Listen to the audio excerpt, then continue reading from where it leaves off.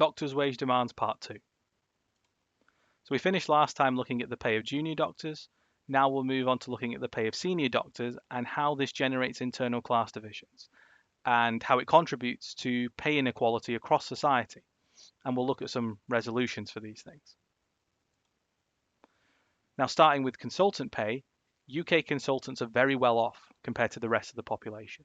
The absolute minimum salary for consultants is £82,435, well above the exploitation threshold. Most consultants are not on the pre-2003 contract, so they're not on this pay. They're on the 2003 contract, where the starting salary is over £105,000, putting them well within the top 8% of earners. The top 20% of specialist hospital doctors in 2021 earned more than £50 per hour. Just to put that in some context, I have a very long drive to work. It costs me about £55 a week to cover the fuel costs for the weekly commutes. And they earn in an hour what it costs me to fuel my car for a week. GP partners do even better, with an estimated average of £163,900 per year. And this is 2024 figures, so this will be going up. This is not even accounting for any private rates, locum rates, private rents, or dividends these doctors collect. And you mustn't fancy that a small portion. Limited companies exist for medics to buy shares in and shift their income into dividends to dodge tax. That's a real existing sector of the financial services, limited companies for doctors. Now, what this indicates is that there's a two-class system running within the NHS, a division between doctors. Resident doctors or junior doctors, their average pay clusters or hovers around the exploitation threshold. Whereas for consultants, their average pay is well above the exploitation threshold, over double the average pay of junior doctors. Now, you can't actually conclude that these are two different income distributions because this graph doesn't account for how many people actually occupy each of these grades.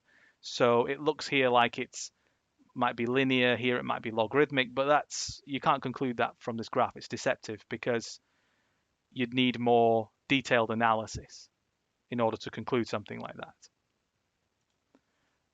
So how did consultants come to earn so much? Well, in part, it's due to skill-based wage differentials.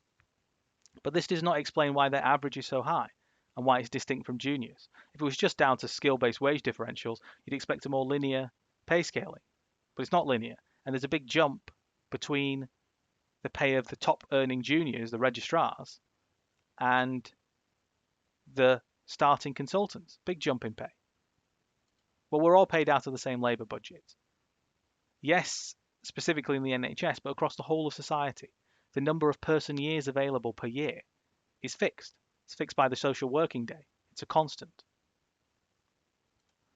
And seniors or senior doctors are absorbing a huge quantity of collective labour. They're only able to do this because they receive a net transfer of value from the rest of society. And this is what you call a wage rent. The Marxist political economist Dave Zachariah has a video uploaded on Paul's channel, which explains or represents, a wage rent in labour terms. It provides a model for how to demonstrate a wage rent in labour terms. And it's very much worth watching to understand how this process occurs. Why does it apply to doctors? Well, doctors are a limited resource.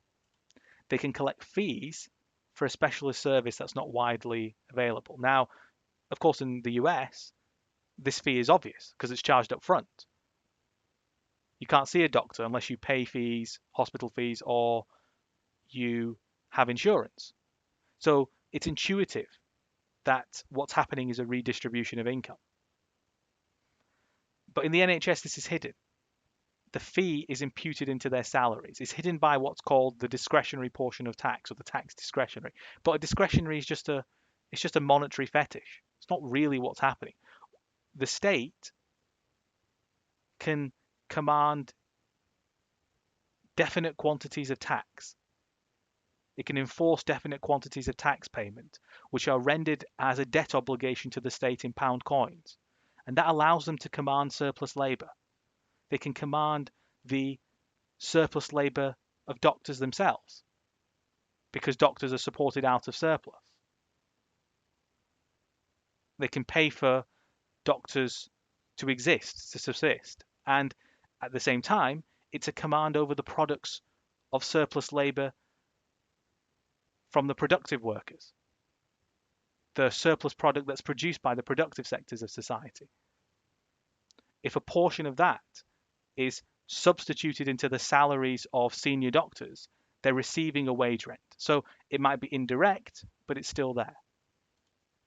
And this would apply to any high wage earner above the exploitation threshold. In the NHS, this is senior doctors, financial directors, high ranking managers. They completely dominate. And they also dominate the seniority. They dominate the decision making bodies. So if you dissent, they can make your life very difficult because they oversee your training. They supervise your progression.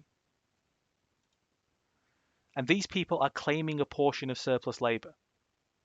Increases to their pay will only motivate increased spending on luxuries, property, and motivate larger wealth inequality. So what you have is a process of subclass emergence occurring under capitalist relations of production. The middle classes can have very high variation in income between individuals. Average weighting pulls overall class position in certain directions. So how many people within a certain middle class profession are in the top grades, earning high salaries? How many people are property owners? This pulls the average up or down. But wage differentials create income gradations within classes, and this leads to internal divisions. And discussion of this issue was prevalent in the politics of early revolutionary Russia. Late 19th century and early 20th century Russia, what were they discussing? They were discussing how the introduction of the wages system and market relations to the countryside creates income gradations amongst peasants, how a group of wealthy peasants comes to emerge from this. And this was important to them because they were trying to figure out who to ally with. Should we ally with the urban middle classes? Should we ally with the rural middle classes? Should we ally with the peasants? Should we ally with the national bourgeoisie? And in the end, because of their detailed class analysis, they were able to arrive at the correct strategy and successfully transform society because of it. Now, of course, it's not enough just to have income gradations to say there are class distinctions, because you need a command of surplus labor. And what happens in capitalist society is that the property owning classes appropriate surplus value. And this allows a direction of labor through the buying of labor power towards the unproductive departments of production, i.e. luxury production, luxury commodity production. And high wage earners can then buy these luxury commodities. And what this is a process of class crystallization via the realization of surplus labor, or the realization of surplus value, sorry. The class crystallizes as a substructure because once you have a property owning class that can divert labor, surplus labor, that doesn't have to be fed back into the production of means of production or necessities towards luxuries, you get a portion of people in society who are earning more than the rest. They can buy those luxury commodities. And that's the command of surplus labor. That's what the command really is. It's commanding surplus labor to meet their luxury demands by enforcing them, making them work in factories, in places that make luxury products that only the bourgeoisie and only these high wage earners can receive. Once you combine that with some historical advantages like seniority, you get a distinct class of wage rentiers against what might be called the toiling intelligentsia. And that process is something that really happened in 1980s or 1990s Russia, where capitalist relations of production were restored. The secretariats, the managers who might not have had nominally higher wages during the time of the Soviet Union, they were receiving real wage advantages via the system of nomenclatura. And once you had private property ownership, the private property ownership could direct surplus labor towards luxury commodity production. And that real wage advantage allowed doctors or political elites to buy those luxuries, crystallizing them into a subclass, very rapidly emerging as a class with a superior income distribution to the rest of society. So that's something that's historical. It's a real historical phenomenon that occurred during the end of the Soviet Union. But what are we to say about such men? Such men are still middle class. Well, senior doctors are upper middle class technocrats. They're wage rent collecting technicians. Junior doctors are part of the lower middle class intelligentsia, an educated minority of waged labourers. And this split is represented politically in the BMA with separate contracts, separate negotiations, distinct committee panels, and distinct sets of representatives. It's a political split within an institution representing doctors that overlies a real class split, a real class distinction. And your consultant is much closer to an aristocratic position than your average trainee. Now, I'm taking aristocratic in a literal Greek sense here, in the sense of classical political philosophy. The best men whom hold authority. And consultants hold authority within the profession. They hold authority across society as well, and in society in general, because of their wealth, allowing the command of surplus labor. And any alliance between these two subclasses would be dangerous, not just for workers, but for junior doctors themselves. One, because it would prevent wage differential compression. If you ally with wage rentiers, you block off the road to wage compression. Junior doctors over time will become subordinate. They'll become subordinated to those wage rentiers, to seniority rule. And over time, this will reproduce itself. The current crop of juniors will become consultants in 10 to 15 years' time. And once they are consultants, they will start collecting wage rents, and they will expect deference from the new juniors that are incoming, not just in clinical terms, but in professional terms, in political terms, in terms of how we organize our labor, how we organize our work. So it's a social curse, a reproductive curse on the next generation of juniors. They can never escape it. And it would also pit doctors as a whole against the working class, because it would represent them as two distinct groups with distinct interests. Now, there's also the issue of student debt, and a portion of junior doctors are going to be worse off by this, because the number of UK doctors in debt is rising, and the junior doctors, yes, they're having to pay it back. But the problem is doctors are already receiving at least the value of their labour on average. And pay rises will mean more doctors are pushed above the exploitation threshold. And this will include some junior doctors, a portion of those high-ranking or high-grade junior doctors, the registrars, who are all on the national junior doctors contract. They will be pushed above the exploitation threshold with pay rises, or if they're not already above it. What that means is that the debt obligation is increasingly offset by the rest of the population via a net transfer of value. It only appears in capitalist society as if a doctor, a high wage earning doctor, is paying for the debt out of his own bank account. But what is a bank account? It's a power over labor. It's the power to command labor. And it should be obvious in the UK that that bank account is formed out of a value that's paid for through general taxation. And so if a portion of that value is above or puts doctors above the average value produced in the UK, they're receiving a surplus product. And any portion of surplus product that's produced by productive workers, that's substituted into that wage, is a wage rent. So it's the rest of society that ends up paying for it. It's a credit extension, or a type of credit extension that comes from the rest of society. And credit will accelerate the emergence of a class of wage rentiers. And this is the process of class polarization, a wealthy class of wage earners who spend unproductively, spend on luxuries. Therefore, over time, senior doctors will become increasingly the beneficiaries of exploitation. Now, if you're collecting wage rents, you're already benefiting from exploitation. Credit will shift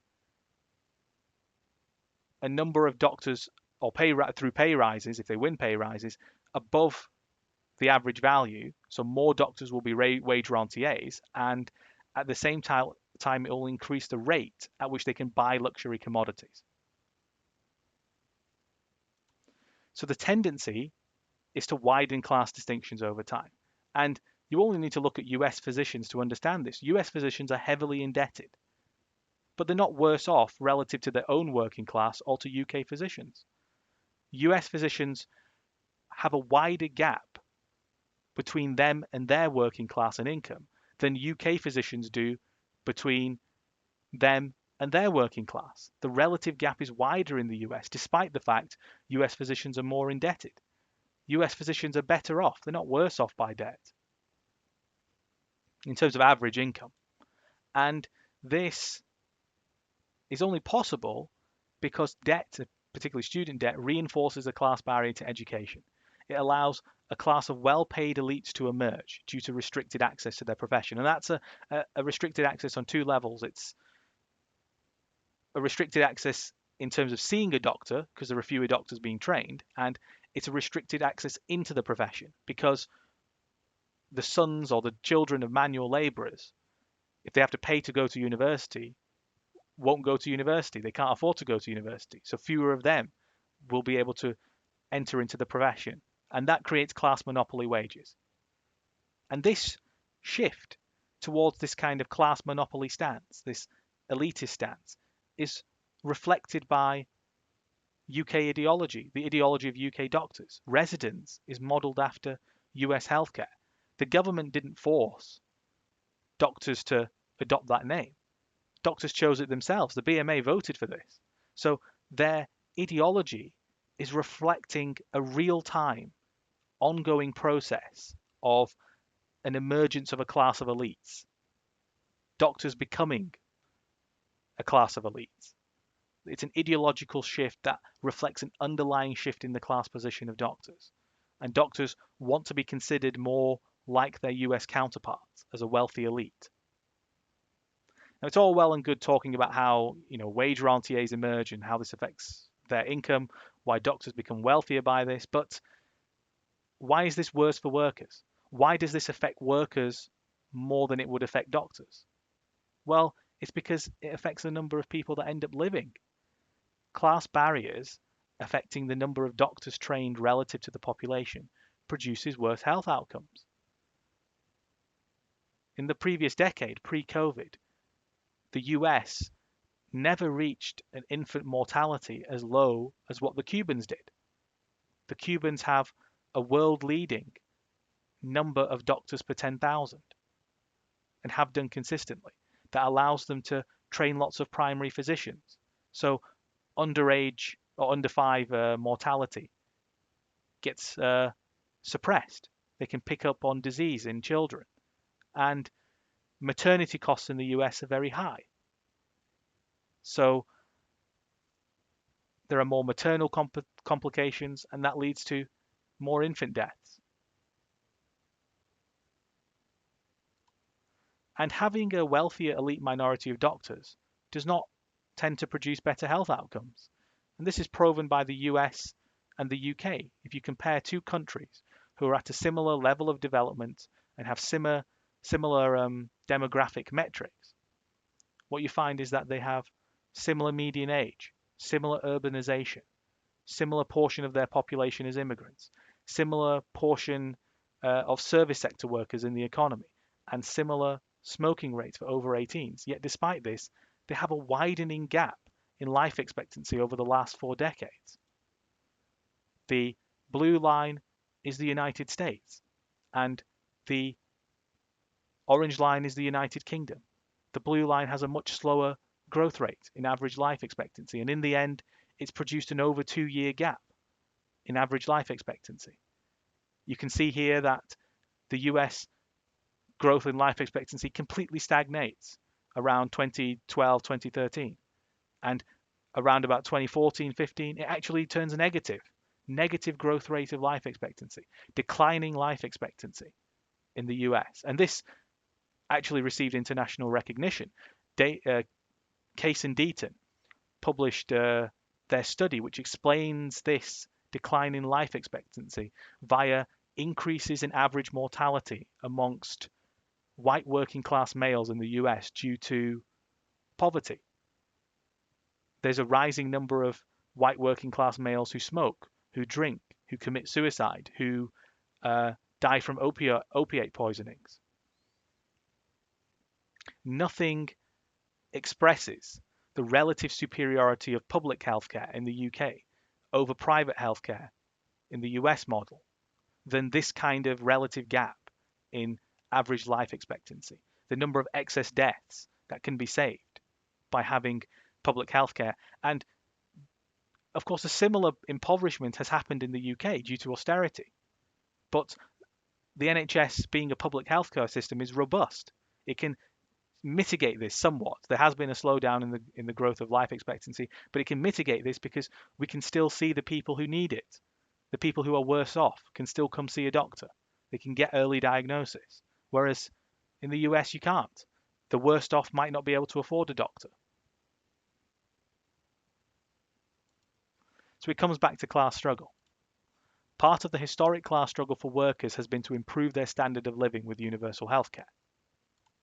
Doctors, as professional men, want the wages that come with being paid out of revenue in the private sector. And these interests are diametrically opposed. It's a class contradiction. And it's a contradiction over a few things.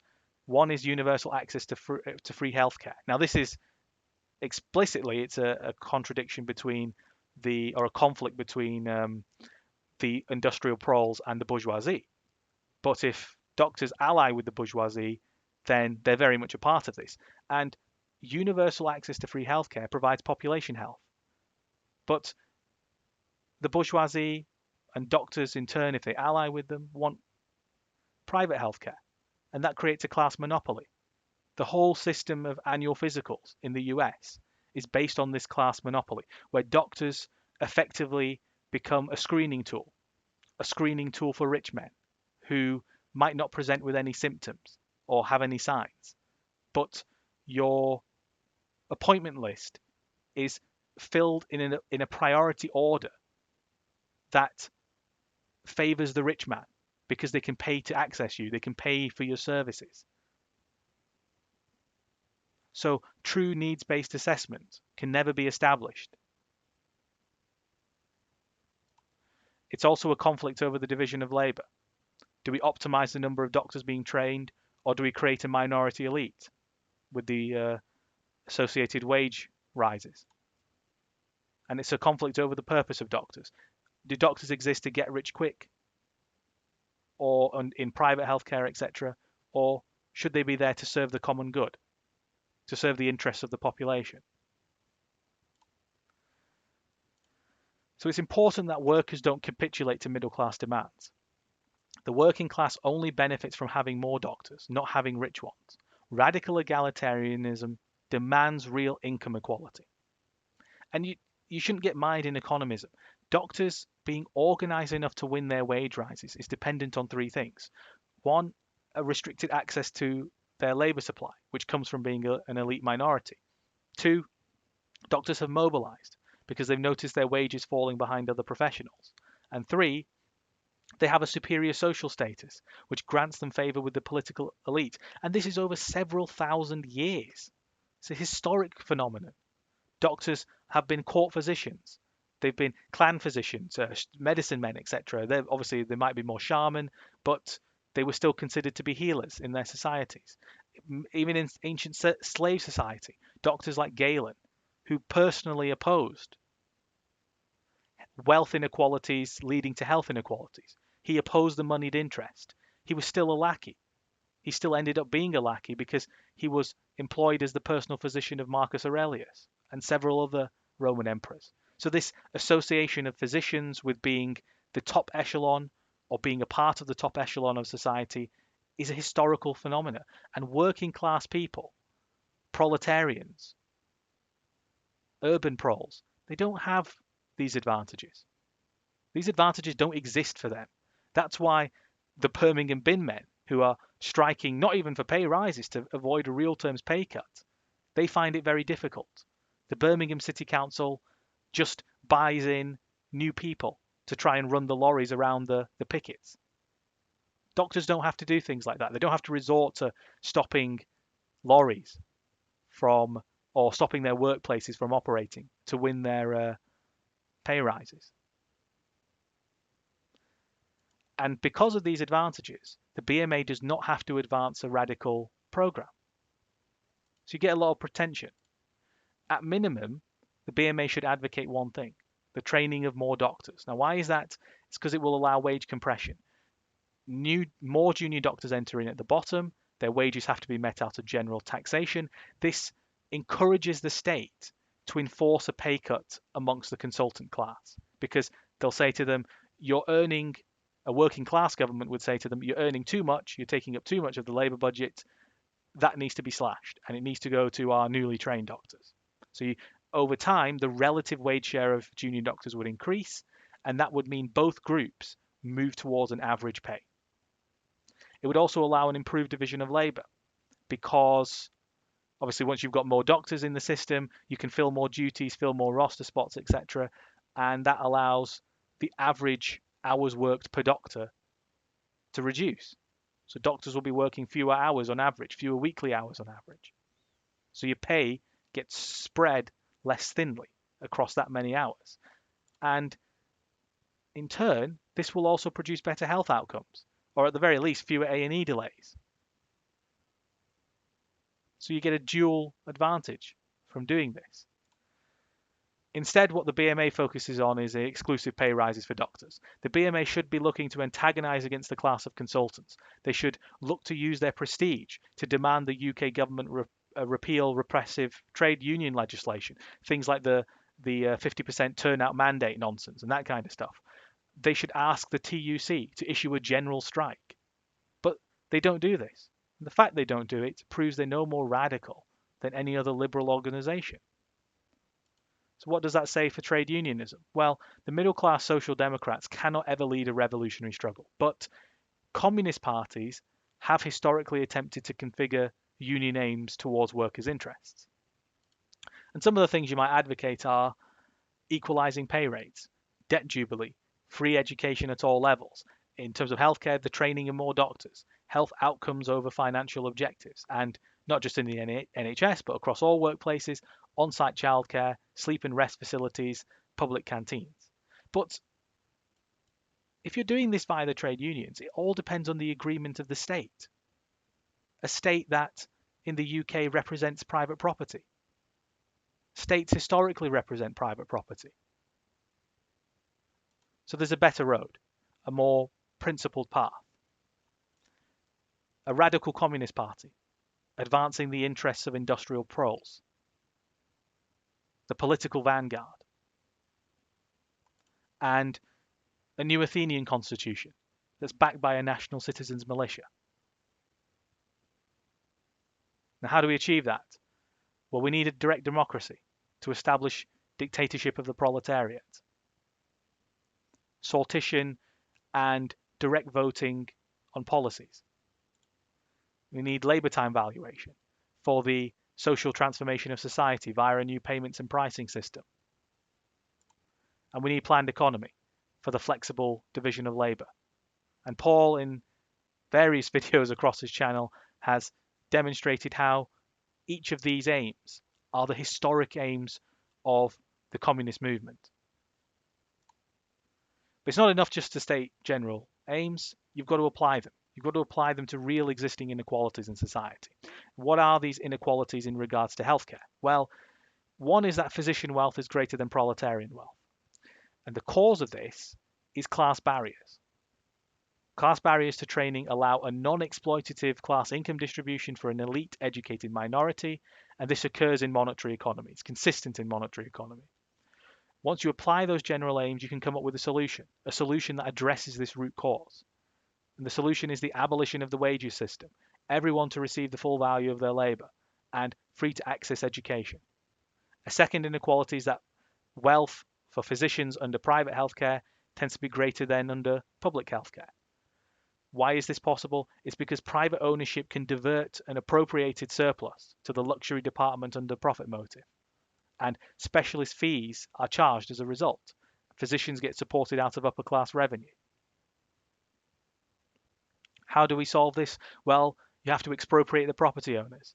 You need to abolish private healthcare and replace it with centrally planned universal healthcare, funded out of general taxation. You need central planning in healthcare to try and consciously address regional disparities and things like this. And the final inequality is that senior physician wealth tends to be greater than junior physician wealth. And this is because of skill-based wage differential, which produces technocratic domination seniority rule. And you solve that with compressing income by training more doctors. And you need to develop democratic workplace institutions to stabilize a more equal distribution of income. Otherwise, senior doctors over time will come to dominate those structures again if it's via elections, and they'll vote in their own pay rises. They'll argue for their own pay rises again. Now, of course, this second inequality in the middle, this was actually historically resolved. The Soviet Union resolved this in 1927 once the Semashko system was introduced. And it did also drive physician wealth towards manual laborers. They were closer to the average income for society. But the first and the third inequalities were only partially resolved. There was only a partial realization because they clung on to money, so there were still income gradations, and they didn't commit to democratic revolution.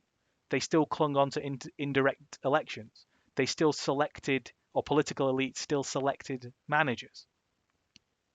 So it wasn't a stable solution. So you need to go further. And I should propose a set of concrete measures that would actually address these inequalities. This is what should be derived or distilled as part of manifestos. Everyone in society to be paid the average rate for collective work done. That's what it really means to get the full value of your labor. It's an aggregate production outcome, and everyone across society should be able to access the average. They should be able to get the average back for work done, and this should be regardless of occupation or sex. There has to be an abolition of the wages system and its replacement with labor time tokens. One labor credit for every hour of work done. There has to be the establishment of the Semashko principles as the doctrine of the NHS. If you're a doctor watching this, read the Semashko principles. They should be considered a standard for national healthcare, if not global healthcare. And there should be an end to class barriers in access to education. Free education at all levels with full support of tuition and living costs for university students via maintenance bursaries. There should be the minimum of one job for every trainee. If you're able to pass your exams, you shouldn't be left unemployed as a doctor. And there should be the full NHS provision of healthcare and dentistry, funded out of general taxation. All healthcare staff are salaried public sector workers. There should be no split of the workforce between public sector healthcare and private sector healthcare. The nationalisation of medical production for the cost price charging of pharmaceuticals. The introduction of planned allocation of resources and labour, not just nationally, but in the NHS. The laboratory testing prior to Tory reforms was done under planned conditions. There should be fractal government structures. Now, these fractal government structures, they did exist. As an example, a local authority might govern the local nursing homes. A hospital is governed by a regional health board. Both the local authority and the hospital are answerable to the regional health board. But the problem is those kinds of structures were replete with professional men. This time it needs to be led by regional juries of workers, randomly selected workers for industrial oversight. And there has to be the use of health objective planning committees within NHS bodies that are chosen by sortition or social quota amongst healthcare qualified staff. The reason why you have to use sortition or social quota is because if you use elections, it'll just be dominated by doctors. It'll just end up being dominated by men. And there has to be a reintroduction of political economy and political economy of health to the medical school syllabus. Why is that? Because if you can't understand how wealth inequalities produces health inequalities, you can't understand regional health disparities. And that can be consistent across many different social forms. So that has to be a point of training.